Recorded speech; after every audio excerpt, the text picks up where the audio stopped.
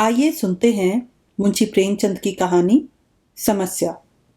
प्रस्तुति कथा कहानी काव्य। मैं आपकी दोस्त मनीषा। मेरे दफ्तर में 4 चपरासी हैं। उनमें से एक का नाम गरीब है। वह बहुत ही सीधा, बड़ा आज्ञाकारी, अपने काम में चौकस रहने वाला, घुड़कियां खाकर चुप रह जाने वाला, यथा नाम तथा गुण वाला मनुष्य है। मुझे इस दफ्तर में साल भर होते हैं, मगर मैंने उसे एक दिन के लिए भी गैर हाजिर नहीं पाया। मैं उसे 9 बजे दफ्तर में अपनी फटी दरी पर बैठे हुए देखने का ऐसा आदी हो गया हूं कि मानो वह भी उसी इमारत का कोई अंग है। इतना सरल है कि किसी की बात टालना नहीं जाना। एक मुसलमान है, उसे सारा दफ्तर डरता है, मालूम नहीं क्यों। मुझे तो इसका कारण सिवाय उसकी बड़ी बड़ी बातों के और कुछ मालूम नहीं होता।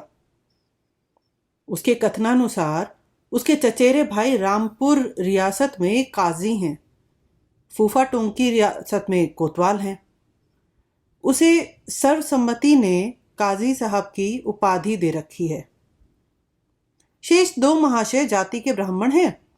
उनके आशीर्वादों का मूल्य उनके काम से कहीं अधिक है। ये तीनों कामचोर, गुस्ताख और आलसी हैं। कोई छोटा सा काम करने को भी कहिए तो बिना नाक भौं सिकोड़े नहीं करते। क्लर्कों को तो कुछ समझते ही नहीं, केवल बड़े बाबू से कुछ दबते हैं, यद्यपि कभी कभी उनसे झगड़ बैठते हैं। मगर इन सब दुर्गुणों के होते हुए भी दफ्तर में किसी की मिट्टी इतनी खराब नहीं है जितनी बेचारे गरीब की। तरक्की का अवसर आया है तो ये तीनों मार ले जाते हैं, गरीब को कोई पूछता भी नहीं, और सब 10-10 पाते हैं। वह अभी 6 ही में पड़ा हुआ है। सुबह से शाम तक उसके पैर एक क्षण के लिए भी नहीं टिकते। यहां तक कि तीनों चपरासी उस पर हुकूमत जताते हैं, और ऊपर की आमदनी में तो उस बेचारे का कोई भाग ही नहीं। इस पर भी दफ्तर के सब कर्मचारी, दफ्तरी से लेकर बाबू तक, सब उससे चिढ़ते हैं। उसकी कितनी ही बार शिकायतें हो चुकी हैं, कितनी ही बार जुर्माना हो चुका है, और डांट टपट तो नित्य ही हुआ करती है।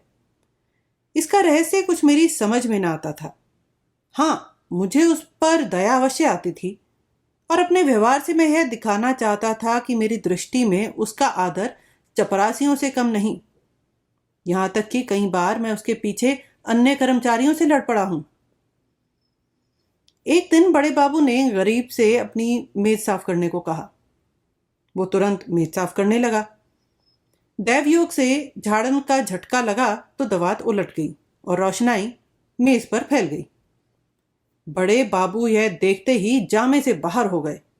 उसके कान पकड़कर खूब ऐंठे और भारतवर्ष की सभी प्रचलित भाषाओं से दुर्वचन चुन चुन कर उसे सुनाने लगे। बेचारा गरीब आंखों में आंसू भरे चुपचाप मूर्तिवत खड़ा सुनता था, मानो उसने कोई हत्या कर डाली हो। मुझे बाबू का जरा सी बात पर इतना भयंकर रौद्र रूप धारण करना बुरा मालूम हुआ।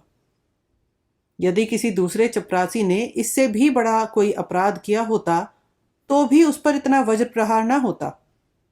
मैंने अंग्रेजी में कहा, बाबू साहब, आप यह अन्याय कर रहे हैं। उसने जानबूझकर तो रोशनाई गिराया नहीं। इसका इतना कड़ा दंड अनौचित्य की पराकाष्ठा है। बाबूजी ने नम्रता से कहा, आप इसे जानते नहीं, बड़ा दुष्ट है। मैं तो उसकी कोई दुष्टता नहीं देखता। आप अभी उसे जानते नहीं, एक ही पाजी है। इसके घर 2 हलों की खेती होती है, हजारों का लेन देन करता है, कई भैंसें लगती हैं। इन्हीं बातों का इसे घमंड है। घर की ऐसी दशा होती तो आपके यहां चपरासगिरी क्यों करता? विश्वास मानिए, बड़ा पोढ़ा आदमी है और बला का मक्खी चूस। यदि ऐसा ही हो तो भी कोई अपराध तो नहीं है। अजी, अभी आप इन बातों को नहीं जानते। कुछ दिन और रहिए तो आपको स्वयं मालूम हो जाएगा यह कितना कमीना आदमी है। एक दूसरे महाशय बोल उठे, भाई साहब, इसके घर मनो दूध दही होता है। मनो मटर ज्वार चने होते हैं, लेकिन इसकी कभी इतनी हिम्मत ना हुई कि कभी थोड़ा सा दफ्तर वालों को भी दे दो। यहां इन चीजों को तरस कर रह जाते हैं, तो फिर क्यों ना जी जले। और यह सब कुछ इसी नौकरी की बदौलत हुआ है, नहीं तो इसके घर में पहले भुनी भांग न थी। बड़े बाबू कुछ सकुचा कर बोले, यह कोई बात नहीं, उसकी चीज है, किसी को दे या ना दे, लेकिन यह बिल्कुल पशु है। मैं कुछ कुछ मर्म समझ गया। बोला, यदि ऐसे तुच्छ हृदय का आदमी है तो वास्तव में पशु ही है। मैं यह न जानता था। अब बड़े बाबू भी खुले, संकोच दूर हुआ। बोले, इन सौगातों से किसी का उबार तो होता नहीं, केवल देने वाले की सहृदयता प्रकट होती है, और आशा भी उसी से की जाती है जो इस योग्य होता है। जिसमें सामर्थ्य ही नहीं, उससे कोई आशा नहीं करता। नंगे से कोई क्या लेगा। रहस्य खुल गया। बड़े बाबू ने सरल भाव से सारी अवस्था दर्शा दी थी। समृद्धि के शत्रु सब होते हैं, छोटे ही नहीं बड़े भी। हमारी ससुराल या ननिहाल दरिद्र हो तो हम उससे आशा नहीं रखते, कदाचित वह हमें विस्मृत हो जाती है। किंतु वे सामर्थ्यवान होकर हमें ना पूछें, हमारे यहाँ तीज और चौथ ना भेजें, तो हमारे कलेजे पर सांप लौटने लगते हैं। हम अपने निर्धन मित्र के पास जाएं तो उसके एक बीड़े पान से ही संतुष्ट हो जाते हैं। पर ऐसा कौन मनुष्य है जो अपने किसी धनी मित्र के घर से बिना जलपान के लौटा कर उसे मन में कोसने न लगे और सदा के लिए उसका तिरस्कार न करने लगे। सुदामा कृष्ण के घर से यदि निराश लौटते तो कदाचित वह उनके शिशुपाल और जरासंध से भी बड़े शत्रु होते। यह मानव स्वभाव है। कई दिन पीछे मैंने गरीब से पूछा, क्यों जी, तुम्हारे घर पर तो कुछ खेती बाड़ी होती है? गरीब ने दीन भाव से कहा, हाँ सरकार, होती है। आपके दो गुलाम हैं, वही करते हैं। गाय भैंसे भी लगती हैं? हाँ हुजूर, दो भैंसें लगती हैं, मुदा गायें अभी गाभिन नहीं है। हुजूर, लोगों के ही दया धर्म से पेट की रोटियां चल जाती हैं। दफ्तर के बाबू लोगों की भी कभी कुछ खातिर करते हो? गरीब ने अत्यंत दीनता से कहा, हुजूर, मैं सरकार लोगों की क्या खातिर कर सकता हूं। खेती में जौ चना मक्का ज्वार के सिवाय और होता ही क्या है। आप लोग राजा हैं, यह मोटी झोटी चीजें किस मुंह से आपको भेंट करूं। जी डरता है कहीं कोई डांट ना बैठे कि इस टके के आदमी की इतनी मजाल। इसी के मारे बाबूजी हियाव नहीं पड़ता, नहीं तो दूध दही की कौन बिसात थी। मुंह लायक बीड़ा तो होना चाहिए। भला एक दिन कुछ लाके दो तो देखो लोग क्या कहते हैं। शहर में ये चीजें कहाँ मयस्सर होती हैं। इन लोगों का जी कभी कभी मोटी झोटी चीजों पर चला करता है। जो सरकार कोई कुछ कहे तो कहीं कोई साहब से शिकायत कर दे तो मैं कहीं का ना रहूं। इसका मेरा जिम्मा है, तुम्हें कोई कुछ नहीं कहेगा। कोई कुछ कहेगा तो मैं समझा दूंगा। तो हुजूर, आजकल तो मटर की फसल है, चने के साग भी हो गए हैं और कोलू भी खड़ा हो गया है। इसके सिवाय तो और कुछ नहीं है। बस तो यही चीजें लाओ। कुछ उल्टी सीधी पड़े तो हुजूर ही संभालेंगे। हाँ जी, कह तो दिया, मैं देख लूंगा। दूसरे दिन गरीब आया तो उसके साथ 3 रिष्ट पुष्ट युवक भी थे। 2 के सिरों पर टोकरियां थी, उसमें मटर की फनियां भरी हुई थी। एक के सिर पर मटका था, उसमें ऊख का रस था।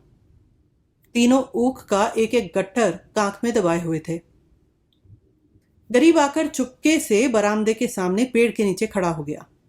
दफ्तर में आने का उसे साहस नहीं होता था, मानो कोई अपराधी वृक्ष के नीचे खड़ा था कि इतने में दफ्तर के चपरासियों और अन्य कर्मचारियों ने उसे घेर लिया। कोई ऊख लेकर चूसने लगा, कई आदमी टाकरे पर टूट पड़े, लूट मच गई। इतने में बड़े बाबू दफ्तर में आ पहुंचे। यह कौतुक देखा तो उच्च स्वर से बोले, ये क्या भीड़ लगा रखी है, अपना अपना काम देखो। मैंने जाकर उनके कान में कहा, गरीब अपने घर से सौगात लाया है, कुछ आप ले लीजिए, कुछ इन लोगों में बांट दीजिए। बड़े बाबू ने कृत्रिम क्रोध धारण करके कहा, क्यों गरीब, तुम ये चीजें यहां क्यों लाए? अभी ले जाओ, नहीं तो मैं साहब से रपट कर दूंगा। कोई हम लोगों को मलूका समझ लिया है? गरीब का रंग उड़ गया, थर थर कांपने लगा, मुंह से एक शब्द भी ना निकला और मेरी ओर अपराधी नेत्रों से ताकने लगा। मैंने उसकी ओर से क्षमा प्रार्थना की। बहुत कहने सुनने पर बाबू साहब राजी हुए। सब चीजों में से आधी आधी अपने घर भिजवाई, आधी में अन्य लोगों के हिस्से लगाए गए। इस प्रकार यह अभिनय समाप्त हुआ। अब दफ्तर में गरीब का नाम होने लगा। उसे नित्य घुड़कियां न मिलती, दिन भर दौड़ना न पड़ता, कर्मचारियों के व्यंग और अपने सहयोगियों के कटु वाक्य भी न सुनने पड़ते। चपरासी लोग स्वयं उसका काम कर देते। उसके नाम में भी थोड़ा परिवर्तन हुआ। वह गरीब से गरीबदास बना। स्वभाव में कुछ तब्दीली पैदा हुई। दीनता की जगह आत्मगौरव का उद्भव हुआ। तत्परता की जगह आलस्य ने ले ली। वह अब भी कभी देर करके दफ्तर आता, कभी कभी बीमारी का बहाना करके घर बैठे रहता। उसके सभी अपराध अब क्षम्य थे। उसे अपनी प्रतिष्ठा का गुर हाथ लग गया था। वह अब 10वें 5वें दिन दूध दही लाकर बड़े बाबू की भेंट किया करता। देवता को संतुष्ट करना सीख गया। सरलता के बदले अब उसमें काइयापन आ गया। एक रोज बड़े बाबू ने उसे सरकारी फॉर्मों का पार्सल छुड़ाने के लिए स्टेशन भेजा। कई बड़े बड़े पुलिंदे थे, ठेले पर आए। गरीब ने ठेले वालों से 12 आने मजदूरी तय की थी। जब कागज दफ्तर में गए तो उसने बड़े बाबू से 12 आने पैसे ठेले वालों को देने के लिए वसूल किए। लेकिन दफ्तर से कुछ दूर जाकर उसकी नीयत बदली। अपनी दस्तूरी मांगने लगा। ठेले वाले राजी न हुए।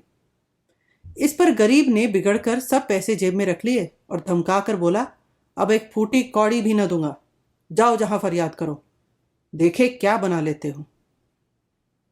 ठेले वाले ने जब देखा कि भेंट न देने से जमा ही गायब हुई जाती है तो रो धोकर 4 आने पैसे देने पर राजी हुए। गरीब ने अठन्नी उसके हवाले की।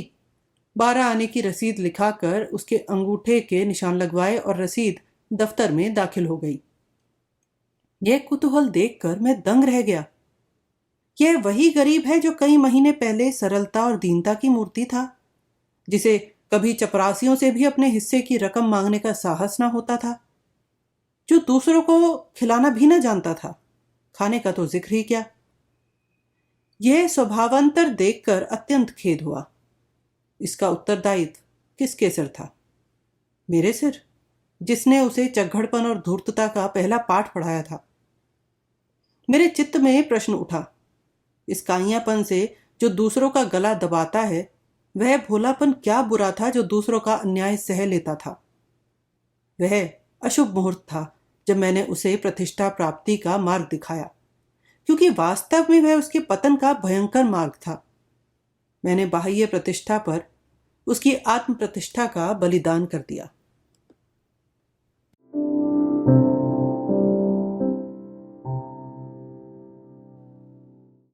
साहित्य से जुड़ना किसी पत्ते का अपने पेड़ और जड़ों से जुड़ने जैसा होता है।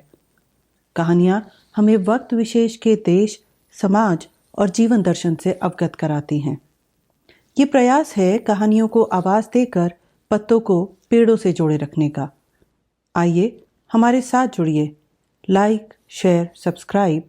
कथा, कहानी, काव्य।